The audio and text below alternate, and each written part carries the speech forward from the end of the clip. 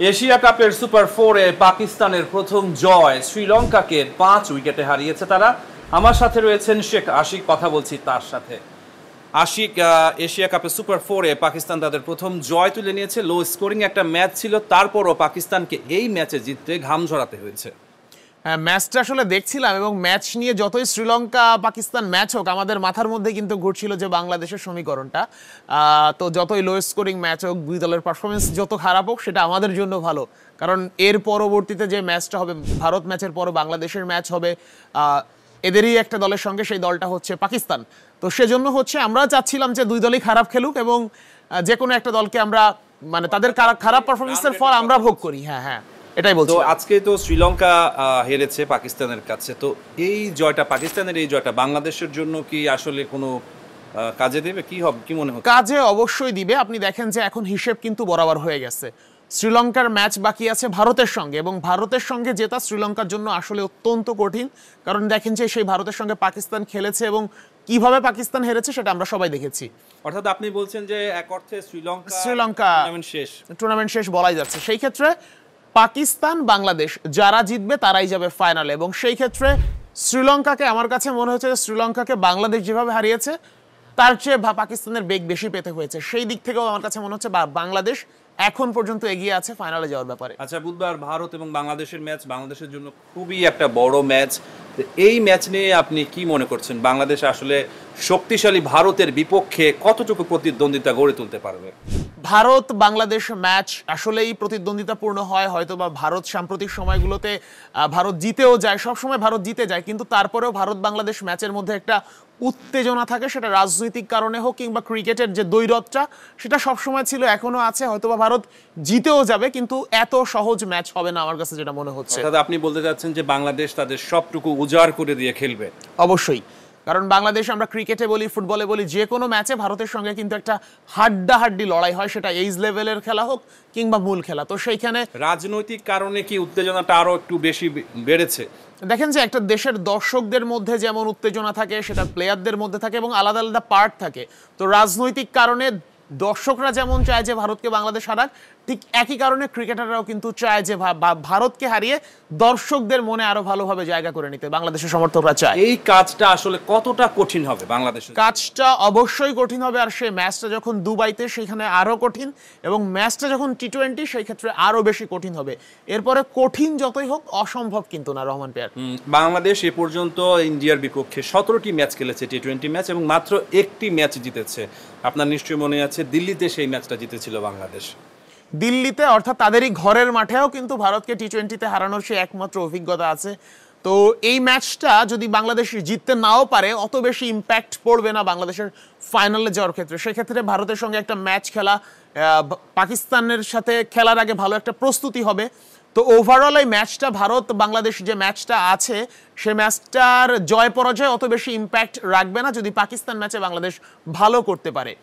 আচ্ছা, তো এই যে বাংলাদেশ ইন্ডিয়া ম্যাচ, এই ম্যাচে আপনার কাছে কার কথা মনে হচ্ছে যে গেম চেঞ্জার হতে পারে বাংলাদেশের জন্য? বাংলাদেশের যেহেতু ম্যাচ, সেক্ষেত্রে এখন তো বাংলাদেশ আসলে ইয়াং এইজ, আমরা সাইফের কথা বলতে পারি, তাওহিদ হৃদয় ফর্মে আছেন, তো যে কেউ আসলে গেম চেঞ্জার হয়ে যেতে পারে।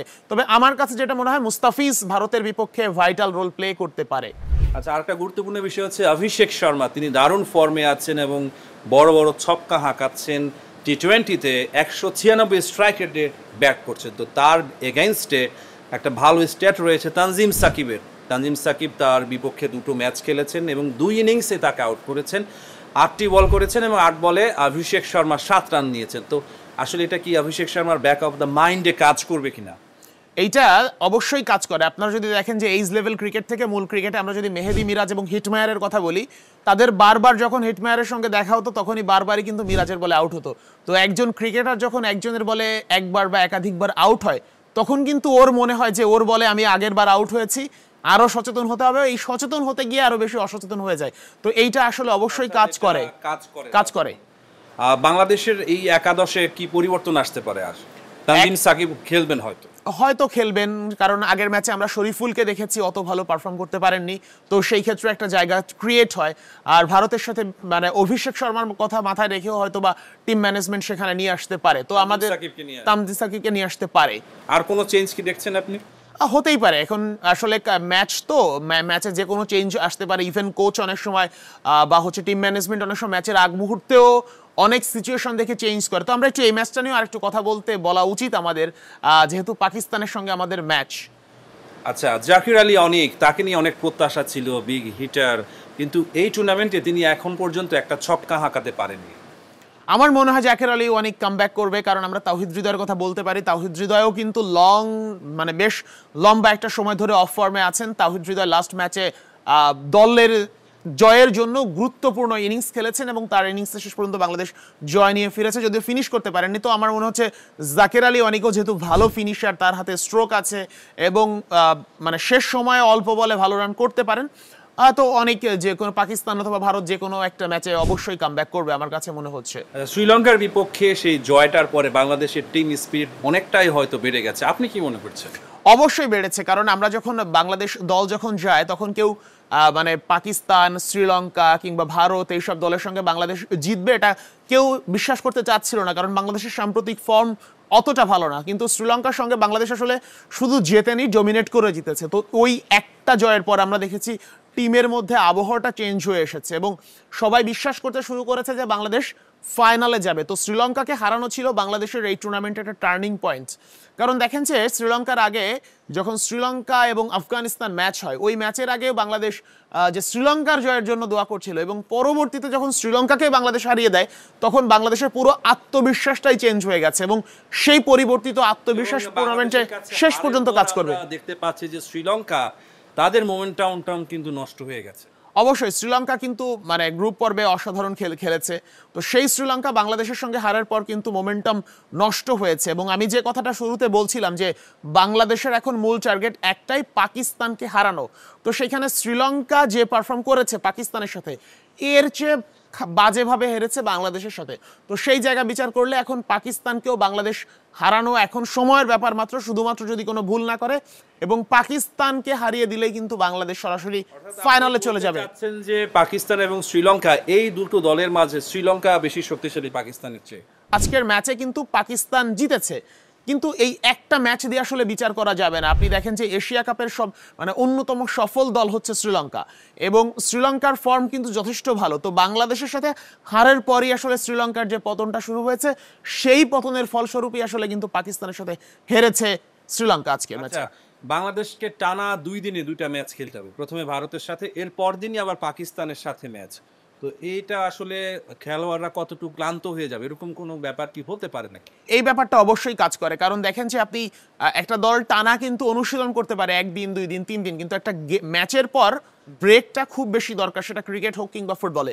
কারণ একটা ম্যাচের উপর ম্যাচের যে স্ট্রেসটা যায়, আপনার ব্যাটিং করতে হবে, বোলিং করতে হবে, আবার পুরো 20 ওভার ফিল্ডিং করতে হবে, আবার যে কোনো ধরনের প্রেশার থাকে, ইনজুরিতে পড়ার ভয় থাকে। তো ব্যাক টু ব্যাক 2 দিনে ম্যাচ অবশ্যই প্রেশার থাকে। তবে যেহেতু ম্যাচটা ওয়ানডে নয়, T20, তো সেই জায়গা থেকে ক্রিকেটাররা ফ্র্যাঞ্চাইজি খেলে খেলে অভ্যস্ত, তো ওইটা মনে হয় প্লেয়াররা ম্যাচ আপ করে নিতে পারবে। তারপরেও একটা চাপ অবশ্যই থাকে।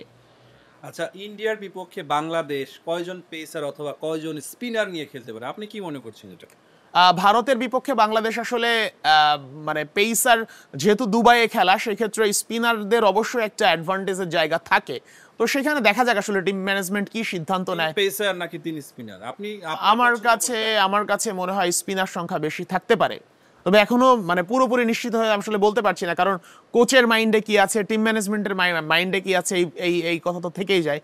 তারপরে আমার কাছে মনে হচ্ছে স্পিন সংখ্যা বাড়ানোর চেষ্টা করবে বাংলাদেশ। অর্থাৎ আপনার কাছে মনে হচ্ছে যে বাংলাদেশ ইন্ডিয়ার ম্যাচের চেয়ে বাংলাদেশ পাকিস্তান ম্যাচটাই এখন বাংলাদেশের কাছে বেশি গুরুত্বপূর্ণ। আমার কাছে এমনও মনে হচ্ছে যে হচ্ছে 2-1 ভাইটাল প্লেয়ার যাদেরকে হয়তো বা রেস্টও দেওয়া হতে পারে ভারত ম্যাচে, কারণ ভারতের বিপক্ষে রেজাল্টের চেয়ে পাকিস্তানের বিপক্ষে রেজাল্টটা এই মুহূর্তে গুরুত্বপূর্ণ বেশি বাংলাদেশের সঙ্গে। আর একই সঙ্গে যদি আমরা চিন্তা করি যে পাকিস্তানকে হারানো তো অবশ্যই সহজ ভারতের চেয়ে, তো সেইখানে যদি আমরা 2-1 ভাইটাল প্লেয়ারকে যদি রেস্টও দেয়, এতেও আমি অবাক হব না।